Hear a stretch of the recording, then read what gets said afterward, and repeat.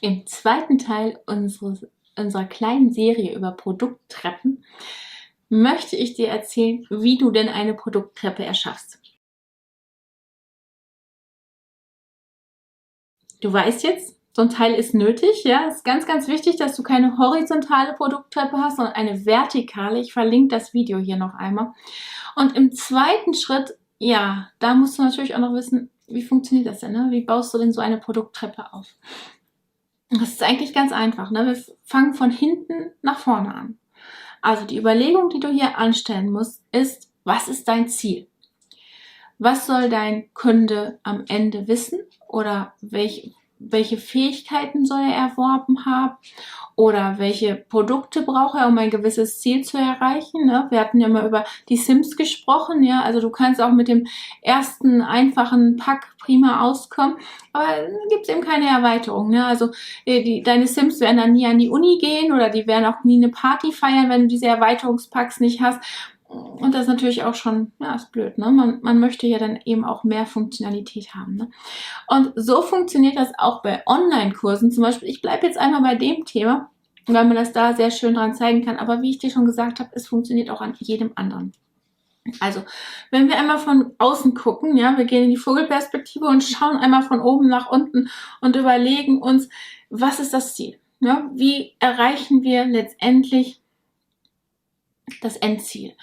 Wenn ich jetzt Grafikdesigner werden möchte, dann ist das Endziel, ja, Grafikdesigner zu werden. Ne? Ich möchte dann alle Tools beherrschen, die ich brauche, also wie Photoshop, wie InDesign, wie Illustrator.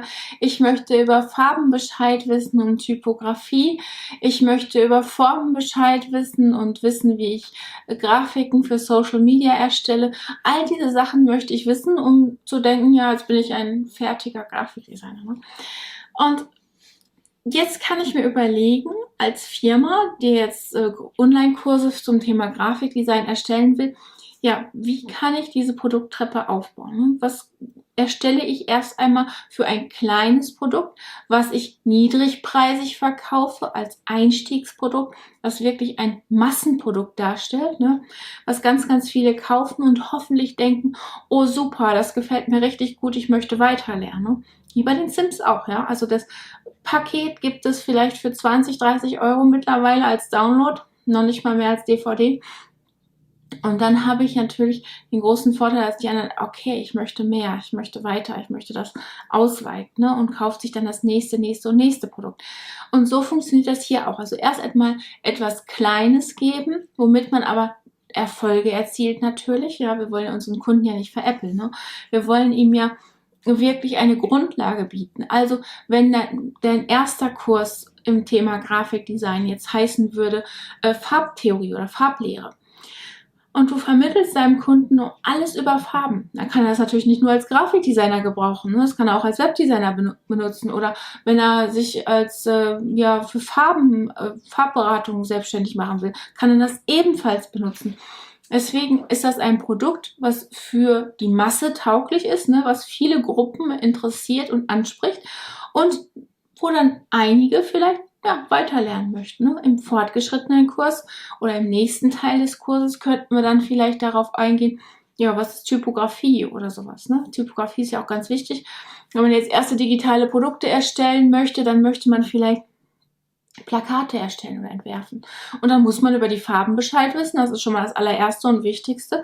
Und im nächsten Schritt wäre es auch eine gute Idee, sich dann mit Schriften auszukennen. Ja? Deswegen wäre das eine ganz logische Erweiterung sozusagen. Ja? Und wofür jemand, der die Farben gelernt hat und der jetzt weiter lernen möchte und Plakate entwerfen will, durchaus bereit ist, Geld auszugeben. Wie wir schon im ersten Video sagten, du musst jetzt nicht mehr den Kunden neu erfinden, du hast schon einen Kunden, zumindest der Kunde, der nicht jetzt Farbkonzepte lehren will, sondern oder Farbberatung machen möchte, sondern der weiterlernen möchte und Plakate entwerfen möchte, der muss auch das zweite Wissen haben, nämlich Typografie, ist dann ganz wichtig. Ne? Also könntest du einen zweiten Kurs erstellen zum Thema Typografie. Ja, und so geht das natürlich weiter mit deiner Produktleiter. Wie gesagt, mit der vertikalen Produktleiter, nicht mit der horizontalen, die brauchen wir hier nicht.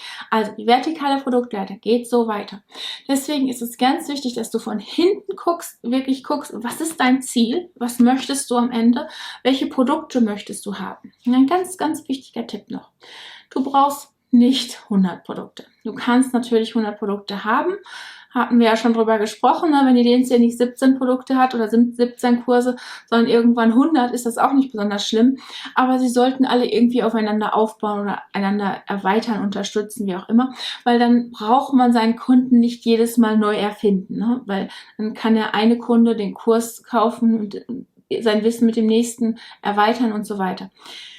Wenn ich dagegen ein völlig neues Thema anschneide, ja, na, wenn sie jetzt plötzlich anfängt zu malen, ja gut, ist noch im Entferntesten, hat das noch mit Grafikdesign zu tun, aber wenn sie dann sagt, okay, jetzt müssen wir mal unseren Kurs, ne, Detox Your Mind, ja, jetzt müssen wir mal unseren Geist freikriegen und ich erzähle dir, wie du möglichst produktiv wirst, ja, dann hat das vielleicht nicht mehr unbedingt etwas mit Grafikdesign zu tun. Und wahrscheinlich wird sie den Kunden dann nicht ansprechen unbedingt, den sie schon hat. Ne? Also, ganz, ganz wichtig, schau von hinten, überleg dir genau, was ist das Ziel, was dein Produkt am Ende verfolgen soll. Und dann überleg dir, wie du das Produkt in verschiedene kleine Produkte herunterbrichst, um dann anschließend Kunden zu haben, die immer mehr kaufen und immer weitere Produkte von dir haben wollen und immer weiter auf diese Art und Weise ihr Wissen erweitern wollen. Wie gesagt, es ist nicht auf Online-Kurse beschränkt. Wissen erweitern kann man auch prima, ja, zum Beispiel mit Spielen, weil wir das eben als Beispiel hatten. Geht auch, kein Problem. Ich hoffe, das Video hat dir gefallen und wenn dem so ist, dann freue ich mich, wenn du unseren Kanal abonnierst, die kleine Glocke anklickst, damit du benachrichtigt wirst, wann immer wir ein neues Video posten und vergiss nicht auf den Like-Button zu klicken. Und dann sage ich bis zum nächsten Mal. Tschüss.